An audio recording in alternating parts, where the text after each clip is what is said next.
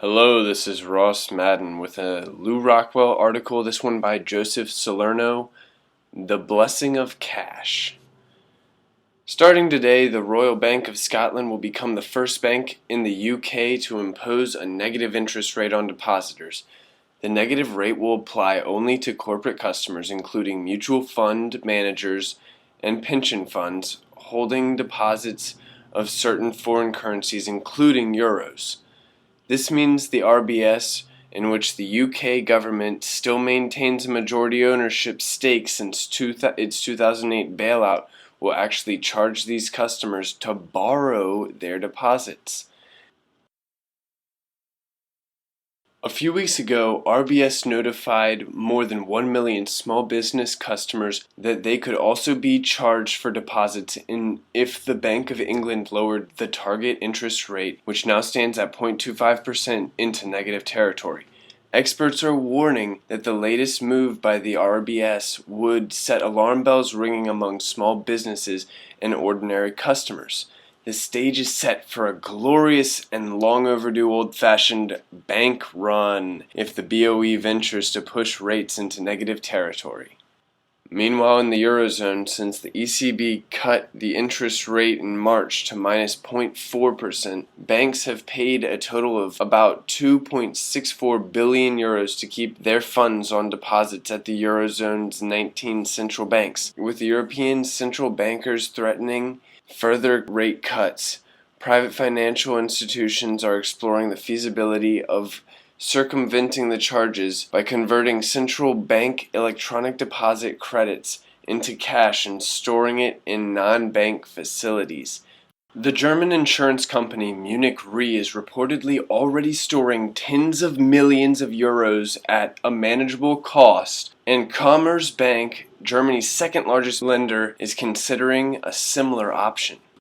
Of course, any significant movement to convert bank reserves into cash would undermine the goal of central bank rate cutting, because the cost of holding bank reserves in cold hard cash would not respond to the change in interest rates, short-circulating central bank efforts to stimulate further bank lending.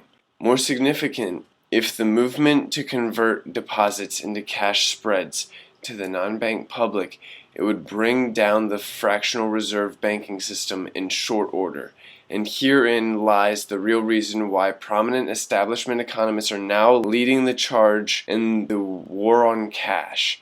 By abolishing cash, they seek to lock everyone's money holdings into the fractional reserve banking system and make the system completely run-proof for all time. This would preserve and strengthen the so-called transmission mechanism of monetary policy, whose central element is fractional reserve banking lending, which creates new deposits out of thin air.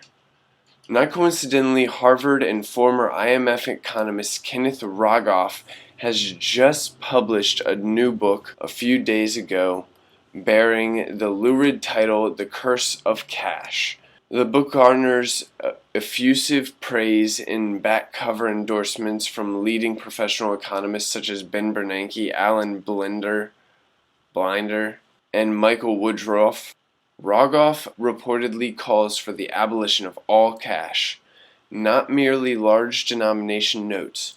While admitting that cash has some advantages, Rogoff makes the sensational claim that the bulk of the $1.4 trillion of U.S. currency in circulation is used to facilitate tax evasion and to finance illegal activities like human trafficking and terrorism.